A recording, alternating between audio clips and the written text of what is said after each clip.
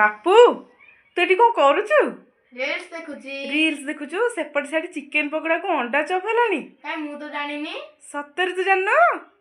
ताले तो पे सरप्राइज अछि चल जीवा देखियो चल केमती कोन होउची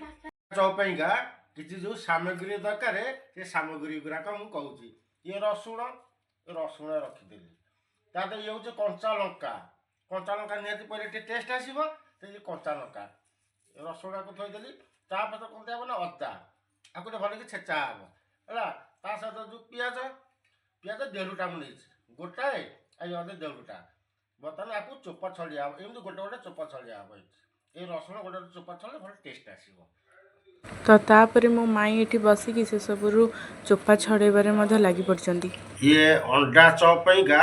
हमर आलू सीझा है प्रेसर सीझे दीचु आपको भल भाव छड़ा छड़ी कर चकड़ा चकड़ी गला मतलब सीटा देखी ये हूँ आलू सीझा ता सहित एथेर आमर अंडा भी आम सीझे देचु अंडा भल भाव सीझा सीझी करदेचु जो आमर अंडा चौपाईका तापर मु कहूँ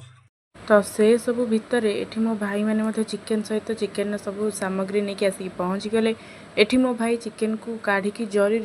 धोइबा के लगी भलसे ताको से धोई सारा पर से केमिति कौन मैरिनेशन करुच्ची सेटा भी मु आपण मानक सहित शेयर करबी देखो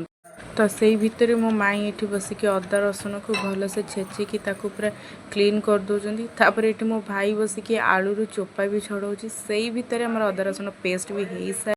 तापर मो माई एठी अंडार सब चोपा छड़ेबारे लागिचंती देखंतु पकड़ा पेगा हमर अदा रसुण पेस्ट पइला तापर लूण अनुसार लूण पकांतु स्वाद अनुसार लूण पड़ीगला तापर हलदी पकई दियो ये हलदी पइला तापर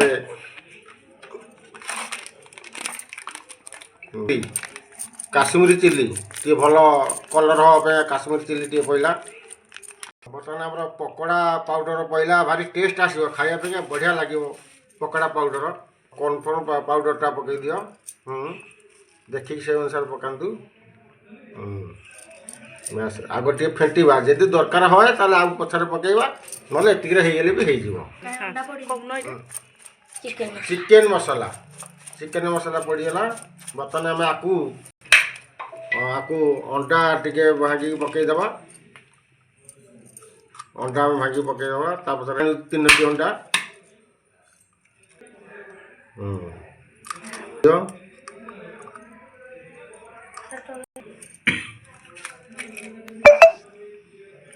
रेडी बस अंडा आमर पड़ीगला टिके मारिनेट करवा तो देखो चिकेन टाको यही भाव में कंटिन्यूअसली आपण मैंने एमती हाथ में गोले चलिए देखो बर्तमान आपको गोलिया गोली करदेलु आपको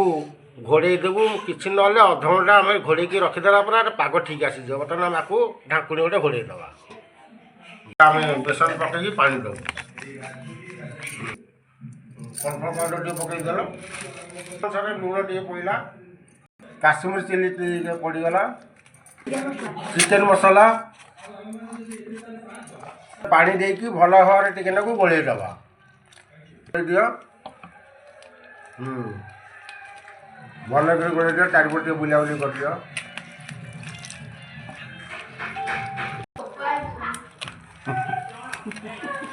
भल कर गोले दियो हाँ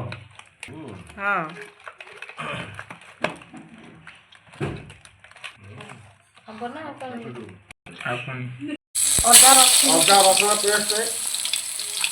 अदा रसुण पेस्ट पड़ीगला आपको जो बन चिल्ली चिकेन पका गुंडा टिके पकई दे हलदी गुंडा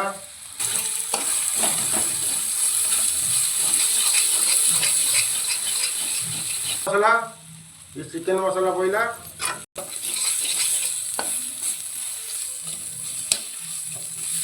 चौपेगा मसला मसली सब रेडी आप आलू पकईदबा आलू पकईदे भल बढ़िया बासना आसलानी आलू कषा बढ़िया बासना आ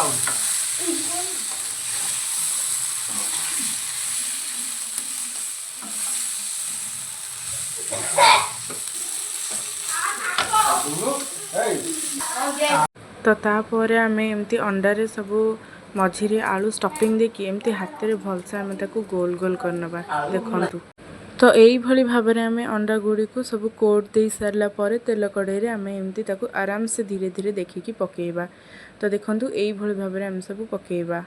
ତ ଦେଖନ୍ତୁ ଏଇଭଳି ଭାବରେ ଆମେ ଅଣ୍ଡାଟାକୁ ଦୁଇପଟ ସାଇଡ଼୍ ଏପଟ ସେପଟ କରିବା। ଆମର ଯେହେତୁ ଟିକେ ତେଲ ତାତି ଯାଇଥିଲା ଯେଉଁଥିପାଇଁ କି ଆମର ଟିକେ ତଳ ଲାଗିଯାଇଥିଲା। ଦେଖନ୍ତୁ ଆପଣ କିନ୍ତୁ ଲୋ ଫ୍ଲେମ୍ରେ ରଖିକି କରିବେ। ଦେଖନ୍ତୁ ତାପରେ ହେଇସାରିଲା ପରେ ଆମେ ଏମିତି ଧୀରେ ଧୀରେ କରିକି ପ୍ଲେଟ୍କୁ ଛାଣି ଆଣିବା। ଦେଖନ୍ତୁ ଏଥର ଆମେ ପକୋଡ଼ା ପକେଇବା।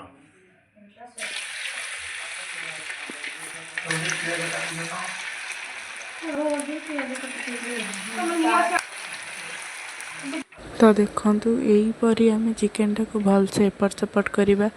ଯେମିତି ପୁରା ଭିତରୁ ସଫ୍ଟ ଲାଗିବ ଖାଇବା ପାଇଁକା, ପାଟିକି ବଢ଼ିଆ ପୁରା ସ୍ମୁଥ୍ ଲାଗିବ ବି। ଦେଖନ୍ତୁ ଭଲସେ ଆମେ ତାକୁ ଏପଟ ସେପଟ କରିବା, ପୁରା କଣ୍ଟିନ୍ୟୁଅସଲି ଏମିତି ତାକୁ ଆମେ ଏପଟ ସେପଟ କରିବା। ତା ଭିତରେ ଆମ ପିଲାଙ୍କର ବି ବଦମାସି ଷ୍ଟାର୍ଟ ହେଇଗଲାଣି। ଦେଖନ୍ତୁ ଅପେକ୍ଷା କରିଥିଲେ କେମିତି ପ୍ଲେଟ୍କୁ ବାହାରିଲେ ଖାଇବୁ, ଆଉ ଫାଇନାଲି ଆମକୁ ପ୍ଲେଟ୍କୁ କାଢ଼ିବାର ସମୟ ବି ଆସିଗଲାଣି। ଆମେ ତାକୁ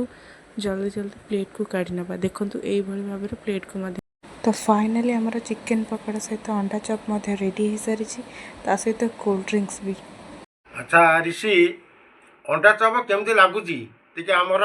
ଯେଉଁମାନେ ଦର୍ଶକ ଅଛନ୍ତି ସମସ୍ତେ ଜଣେଇଦେ କେମିତି ଲାଗୁଛି। ଖାଇଲ ଟିକେ।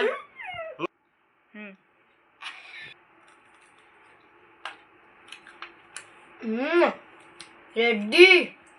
ତ ତାପରେ ଆମର ମେନ୍ ଲୋକକୁ ପଚରା କଲା ଯେ ଟେଷ୍ଟ ୱାଇଜ୍ କେମିତି ଅଛି। ସେ କହୁଛି ପୁରା ରେଡ଼ି, ପୁରା ଓକେ ଓକେ ଅଛି, ତା'ର ଆନ୍ସର୍ ପୁରା ଆସୁଛି।